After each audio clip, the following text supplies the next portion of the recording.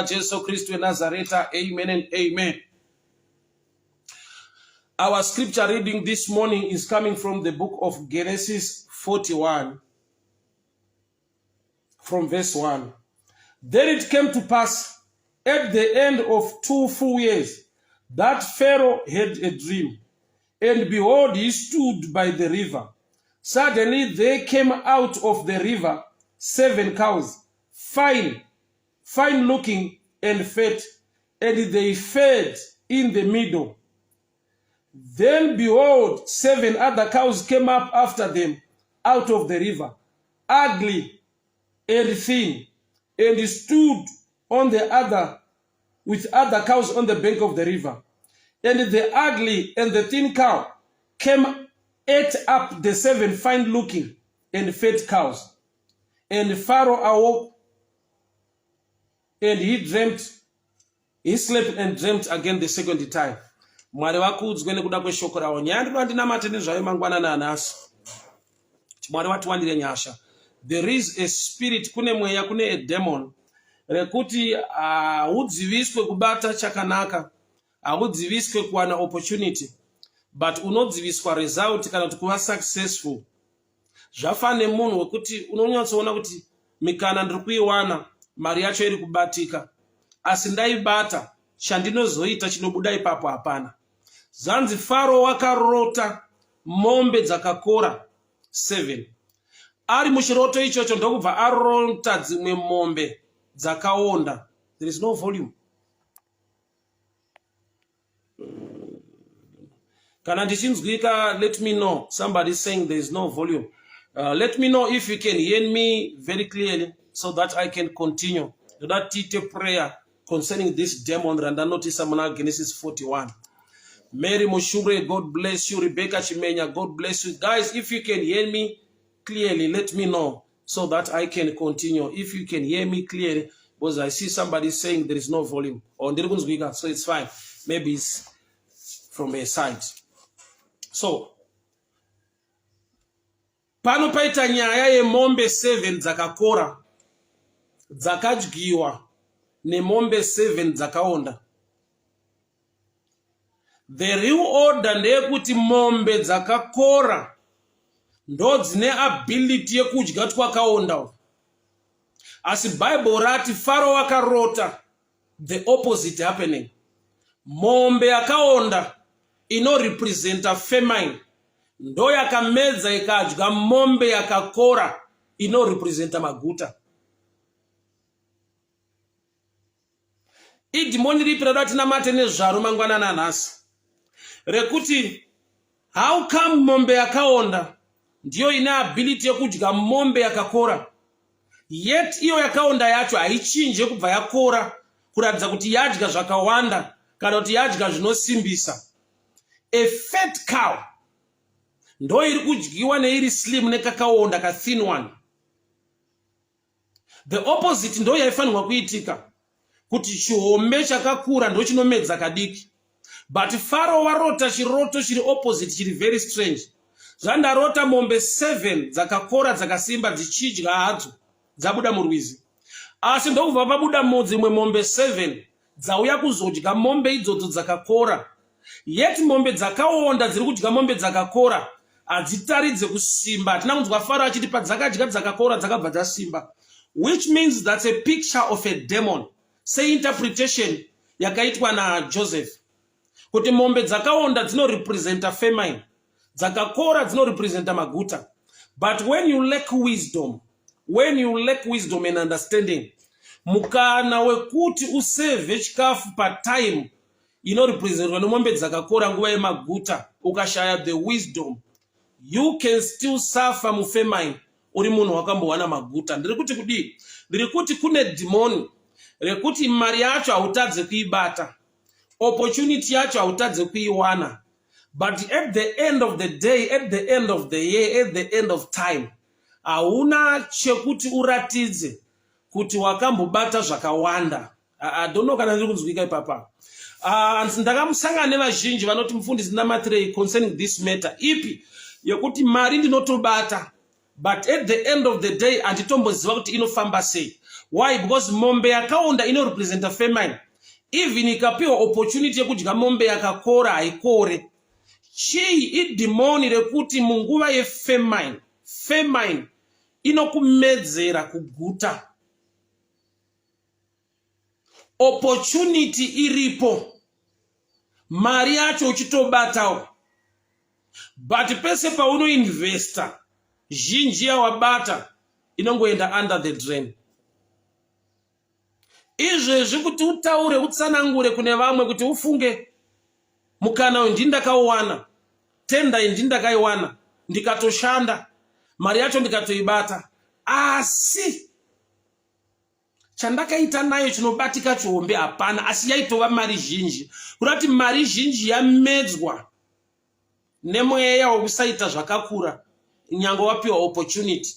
Mombe yakaonda yakawana mukana opportunity yekutodyawo yakakura yacho, but haina kusimba.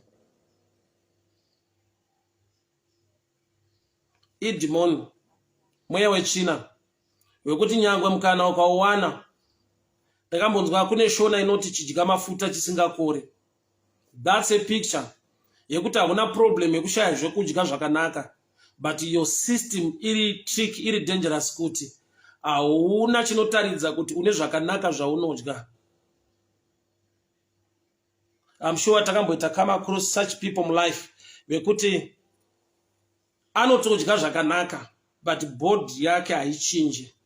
Kusvika aenda kunana chiremba onoongororwa kuti sei bo zvakanaka zvese zvinotarisirwa kunzi ukadya unochinja, ukadai unochinja, zviri kuitika pauri, but hatisi kuona the result. Mombe yakaonda yakadya yakakora, asi haina kubva yakora. Yakakora mombe iriyo yekuti kana yadya kakaonda ingawedzere kusimba, but yakasimba ndo iri kudyiwa nekakaonda, but kakaonda kacho hakachinji. Ndiri kuti kudii mangwanani ano? There is a spirit, there is a demon yekuti haudziviswe kuwana tenda opportunity kana kubata mari yacho, but unofaitwa result. Demon iro rakambooperaita mutime yaGideon kuti vana veIsraeri vaisiwa vachirima, but kana yanguva yekukohwa maMidhiana ndo vaiuya. maMidhiana ndo vaiuya kuzokohwa. Kurati vanhu ava hauvaudze pamusoro pekurima, hauvaudze pamusoro pebumper harvest. Vane attack inouya during the time of harvest. So wakaipa unozviita tsika iyoyo mukumadhimoni iriko yekuti hauna dambudziko rekushaya. Une dambudziko rekuti nyangwe mukuwana kwako life yako haichinja, hapana chinobatika, hapana chinoendeka. Mombe yakaonda yakamedza yakakora, but haina kukora nokuti yadya mombe yakakora. Kanoramba kakaonda iko kadya zvakawanda.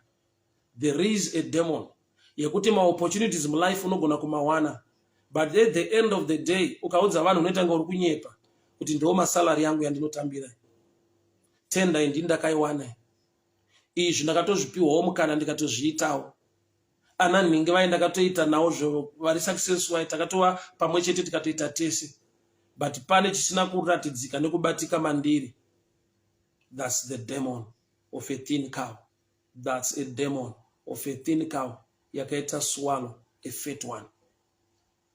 Nokuti David achiinterpreta dream unotaiwa mombe yakakora inorepresenta maguta. Mkoma tinasha, how are you doing my brother? God bless you. Mombe yakakora inorepresenta maguta, yakaonda inorepresenta nzara. But indava nzara yakugona kudya maguta. Kurauti unogona kupinda musizeni yekuguta, musizeni yekubudirira. But nokuti muupenyu wako mune a demon rekuti even uri musizeni inonzi yako yekubudirira, vanhu vachitochema vachitoshuvira kuti dai vaona opportunity seyako, but at the end of the day ivo vasina kuwana opportunity seyako. Pane pavanozokutarisa vongoona kuti inga tinenge takangofanana. Mukana akauwana, but things have not changed in his life.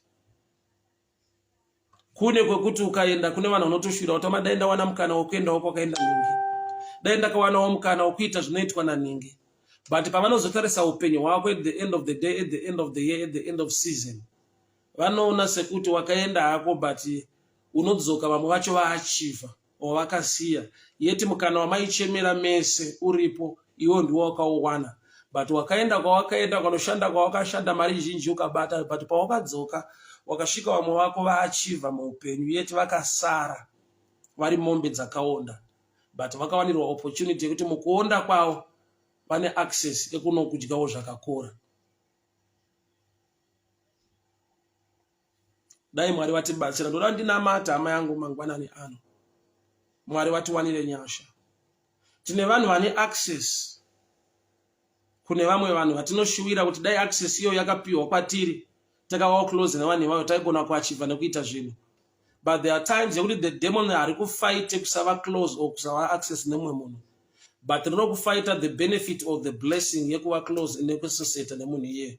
Pane pamwe pekuti munhu unotokudza anenge achitotaura chokwadi kuti I'm close to so and so, so and so is close to me, tinotofurerana tinotaura. And ukatarisa munhu ari kutaura nezvake munhu ari pa higher level, munhu akachiva zvinhu muupenyu, yet iye ari close vachizivana, but nothing is changing. Kuti pakasimuka mweya wekuti nyangwe uri pedyo nemombe yakakora munenge muchingodyirwa mikana nemombe dzakaonda.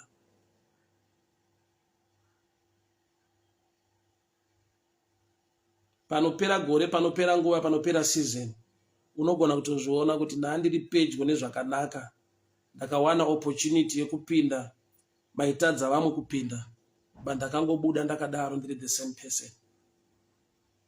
Tine munhu wekuti akakutsanangurira kuti mari yakati ndo yandinobata, salary yakati ndo yandinototambira, mikana yakati, matenda akati ndindakamawana, opportunity ndindakaiwaniswa, but anogona kushayiwa pekugara. Chaakangogona kuita chete kungodyawo, but nyangwe adya haana kukora, haana kusimba, hapana chakachinja maari. There is a spirit, there is a demon of a thin cow. Mombe yakaonda iri kutodya yakakora. Haina kudya yakakora kuti iyo ikore. But season yepoverty yakupindira museason yesuccess, zvekuti uchitambira mari zhinji une maconnections, but mombe yakaonda ikapinda museason yelife yako. Mr. Mutarisi, how are you doing? Say Nash Pains, God bless you. Thank you so much for tuning in. I'm so humbled to see you online. Thank you so much, say. Mwari vakuitire nyasha zvikuru. So, kune mombe yakaonda yakadya mombe yakakora, but iyo haina kuchinja. Mu life pane pekuti unawana ma connections, connected to people, high profile people, connected to an extent yekuti une access zvinhu zvakawanda, but nyangwe une access nazvo, kune kademoni kemombe yakaonda kanongokudyira ma benefits yemombe yakakora. What am I saying? Hama dzangu muupenyu zviriko zvekuti kune demoni rekuti ari kutirambidza, ari kurwise kubata imwe mari. Kune demoni rekuti ari kurwise kuwana imwe opportunity, ari kurwise kusvika pa a certain level. But uri pa level iyoyo unogona kushayiwa chekunongedzera kuti at this level, at this point, nesalary ine matenda esa ndakawana, handina chine musoro chihombe chandinonongedzera wayo. Kune demoni remombe yakaonda rine tsika yekudya mombe dzakakora. Maybe I'll give you this picture. Unoziva here kuti issue iriko iri kunetsa yemasmall house nekudini nekudini. There are times yekuti unotoona kuti ari kusiwa wacho mumba, baba vachienda kwavari kuenda, wakazvitarisa, that's the picture yemombe yakaonda, but iri kudya rudo rwaifanirwa kuenda kune mombe yakakora. I don't know if you get this picture. Ukazvitarisa kune mademoni, kune mweya yechina yekuti mai vari kusiwa mumba, baba vachienda kwavari kuenda kwacho kudai zvaigona kunzi vanhu vanomiswa apa otarisa chiri kunyanyotsvagwa nekuri kuendwa, uchatoona kuti kuri kuendwa kwacho ndokune mombe yakaonda. Mombe yakakora iri kutorerwa rudo, uri kubvutirwa. Murume ndewako, but rudo rwakabvutwa nemombe yakaonda. That's a demon yekuti hautadze kuroorwa, haushayiwe munhu anenge ainewe murelationship, but chaunongoshayiwa bedzi rudo rwacho. Bhaibheri rangu rinoti mukadzi muSamaria patsime akanzi naJesu, enda undoshedza murume wako. Ndokubva ataura achiti handina. Saka naJesu ataura chokwadi kuti hauna, nokuti wawii naye haasi wako. kureva kuti panga paita a difference pakati pehusband nemen iri mumba. Zvinoitika ndofunga madzimai vanogona kunipupurira kuti munhu anogona kurarama a life yekunge ishirikadzi but ari married. Kune munhu anogona kurarama upenyu hweshirikadzi iye aine murume. Why? Wakaipa haana kukurwisa kuti ushayiwe murume. Wakaipa anokurwisa kuti uregere kuenjoya chinonzi marriage. Wongoenjoya bedzi, wongorwadziwa nekuchema kusvika ufi, but murume wacho unaye. Kune dhimoni remombe yakaonda rinogona kumedza yakakora. Mari zhinji uchiibata muruoko, panopera gore, panopera season, hauna chekunongedzera achievement yaunogona kuratidza kuti because of this opportunity, because of this connection, this is the blessing or this is the benefit. Hapana. Vanhu vachikuona vanoadmire, vanenge vachitochemerawo opportunity yawakawana kuti zvako, vanhu vanenge vachitokuyemura. But kune dhimoni remombe yakaonda. I don't know whom I'm talking to. Kune dhimoni remombe yakaonda. Unenge uchitongokwira ndege up and down. Chienda vanhu vachikuyemura uchidi. But gore rapera chekuti ugone kunongedzera pamaflights ese awakaita kwese kwawakaenda. Unosvika paunorwadziwa nekuchema kuti handizive kuti zviri kufamba sei. Kutaura ikoko ndofunga vazhinji takambosangana nako kuti munhu anenge achiudza kuti handinzwisise. Kuti pandinoibata zvinoita sei handinzwisise. Kuti opportunity ndinotoiwana but handizive kuti zvinombofamba sei. Kune dhimoni remombe yakaonda rinogona kumedza nekudya yakakora. Kurati opportunity neseason yemaguta inouya mulife mako but hauguti, hauachieve. Kune mweya wemombe yekuti kana yadya yakakora. So thank God for Joseph. Ndandinamati concerning the gift yakaiswa naMwari muna Joseph. Wakagona kubalansisa nokuti akainterpreta the dream with wisdom and understanding. Kuti mambo opportunity ichauya yekuti ticharima tichakowa. But tisatendera mafungiro asiriwo pakupreserva nekuchengetedza govo. Nekuda kwokuti pachasimukawo futi imwe season 7 years dzenzara.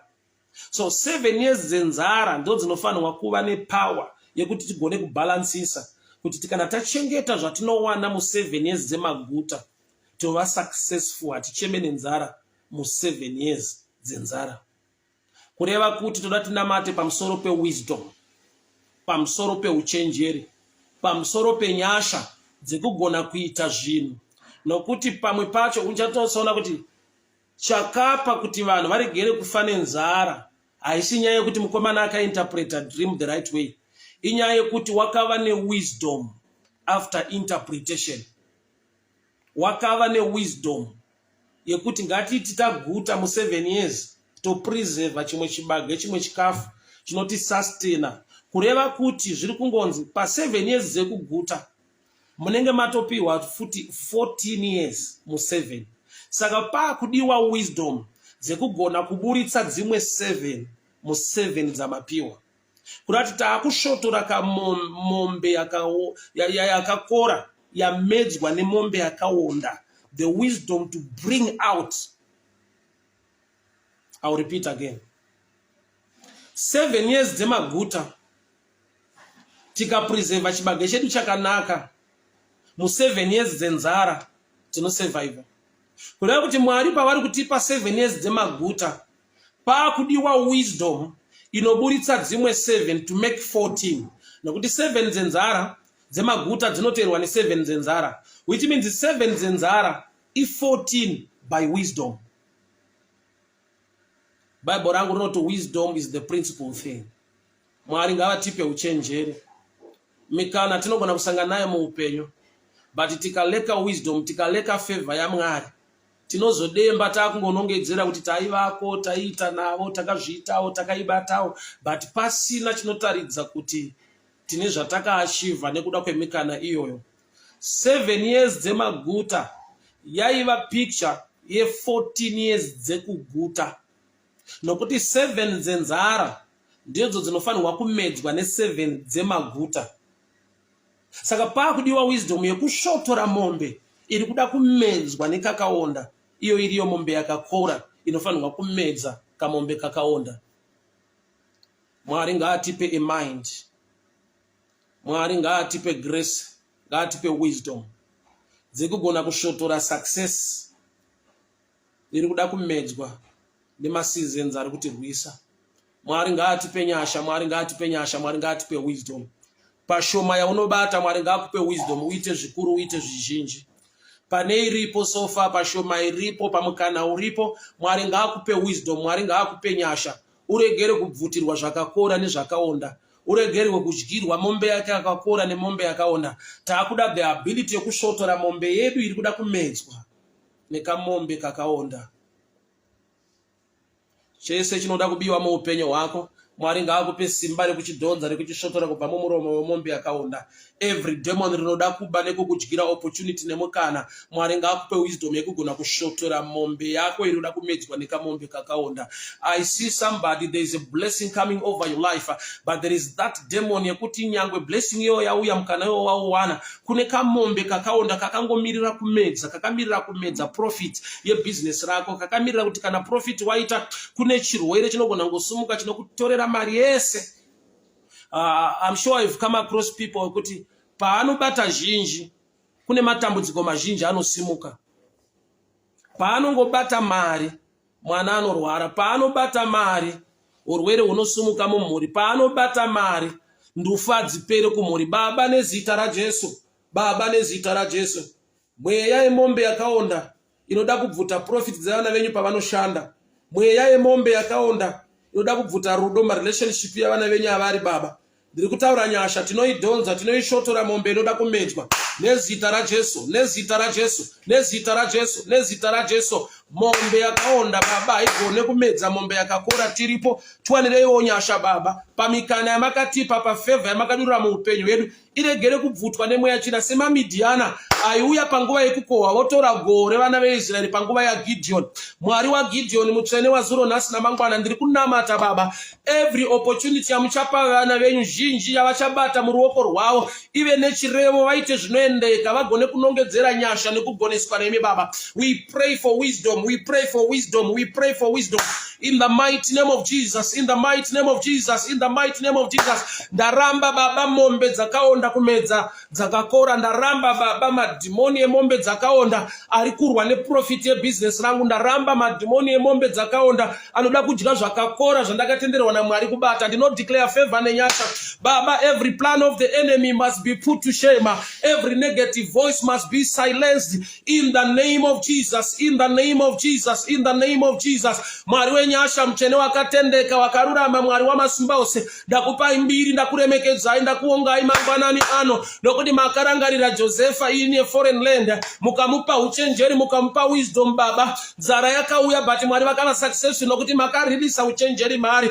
Baba. Every challenge coming against your people, we pray wisdom to come out, we pray wisdom, we pray for wisdom. Ndanamatira uchenjeri Baba pane zvatinobata nemaoko, mweya inoda kubvuta blessing nefavor yamakatendera kuti ibatike muupenyu hwedu. Ndiri kutaura nyasha, ndinotaura kugoneswa, ndinotaura blessing nefavor in the mighty name of Jesus. Mangwanani andonamata muupenyu wa Oliver Kwaramba, ndiri kutaura muupenyu wa Nyaradzi Muchape, Melody Majoni, vana venyu ngavarangarwe Judith Sakala Muswere, ndiri kunamata noupenyu wa Jackson Mangezi, nezita raJesu, nezita raJesu, nezita raJesu, nezita raJesu. Mweya yemombe yakaonda inodya mombe dzakakora, madhimoni Baba anorwa negoho, madhimoni anorwa nemaopportunities amunotendera vana venyu, ndinotaura favor muupenyu hwaMatola Mabeo Magarira, Catherine Taruvinga Baba wenyasha, mchene wakatendeka Leon Mupemba, Livingstone Mushopi, Cosmas Lunga, ndiri kutaura nyasha muupenyu hwakuda kwashe Mandari Takadi, ndinotaura nyasha muupenyu hwa Courage Mutemera, ndiri kunamata nekutaura nyasha muupenyu hwa Sheldon Tanya,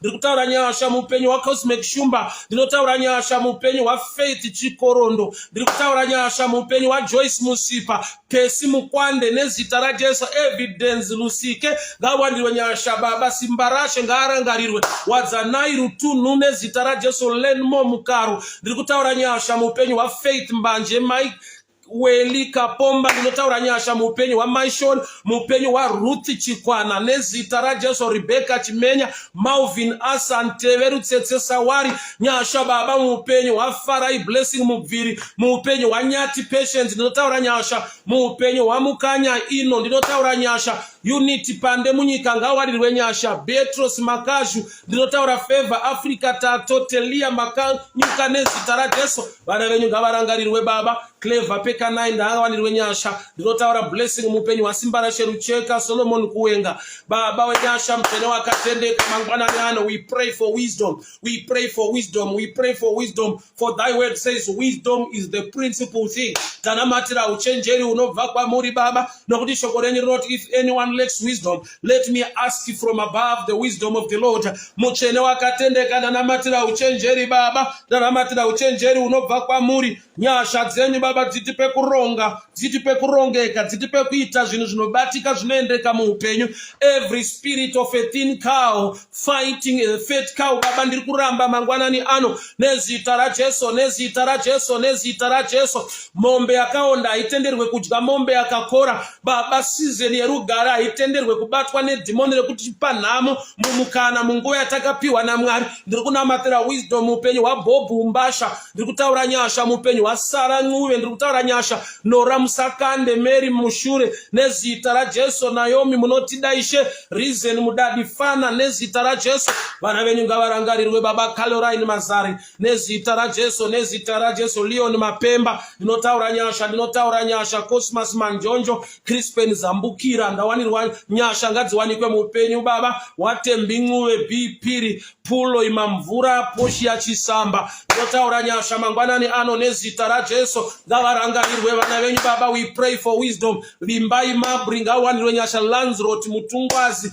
Simon Sombani ndinotaura nyasha muupenyu hwaSara Maiti Ncuve, Joshua Katumba, Linda Chisho. We pray for wisdom muupenyu Joyce Musipa ndinotaura nyasha muupenyu hwaBrighton Nyenya, Bravo Muzvidzwa nezita raJesu. Patience Johani, Power Reigns ndinotaura nyasha muupenyu hwaMelody Majoni, ndiri kutaura nyasha muupenyu hwaLivingstone Mushopi, Lanzrot Mutungwazi, Rebecca Chimenya ndinotaura nyasha muupenyu hwaMerishoniwa. We pray for wisdom muupenyu hwaShalom Mukadena, Poshia Chisamba, No Valentine, Rimo Chikatrese nezita raJesu. Mwari wenyasha vana venyu ngavarangarirwe mangwanani ano. Eleni Mushandu ngawanirwe nyasha, Evans Dzidzi ngawanirwe nyasha, Charles Mpofu ngawanirwe nyasha, Son Raposo ngawanirwe nyasha. Kuda Chifodya ndonamata noupenyu hwaSara Ncuve, ndikutaura nyasha muupenyu hwaMary Mushure. Mwari wenyasha mchene wakatendeka. Clever Pekena ngawanirwe nyasha. Keresenia Jacob ngawanirwe nyasha baba. Ndakutaura nyasha muupenyu hwaVrante Jambaya, Sandra Moyo, Samantha Lixon, Mabeo Magarira Tendai Mutengwa nezita raJesu. Sheldon Tanya ndinotaura nyasha. Vimbai Maramba nezita raJesu. Limo Chikatese nezita raJesu. David Zvenyika ndiri kunamata baba muupenyu hwaMiuka wekwachigamba, Jera Maruga nezita raJesu. Mutsvene wakatendeka, mutsvene wakarurama, Mwari wenyasha. Matsva Musandiani ngawanirwe nyasha, ndiri kunamata baba nezita raJesu. Wisdom, wisdom, wisdom baba. Munguva yemaguta vana venyu ngavaregere kupotsa mukana wavo wekubuilda nekuita zvinhu zvakakura, nekuda kwekuti when the famine comes baba, ndiri kutaura kuti muchavapa grace and wisdom yekuvaka nekuisa mastructures baba, yekuti the famine will not overtake them. Nokuti baba munovatendera nekuvapa time and chance mikana baba. Munguva yemaguta mombe dzakaonda dzitenderwe kudya dzakakora. Ndiri kutaura wisdom from above baba. Every season yamakati ndeyavo mweya inoda kurwa nezvavanobata baba, ngavarangarirwe, ngawanirwe nyasha. Kuda Kashishariwa, Sandra Maikayo ngawanirwe nyasha mangwanani ano baba. Takupai mbiri nekukuremekedzai nokuti makanaka, muzita raJesu Kristu eNazareta. Amen and amen. Aisha Gumepi, God bless you. Hama dzangu ndinotenda Mwari zvikuru. We meet again tomorrow, same place, same time.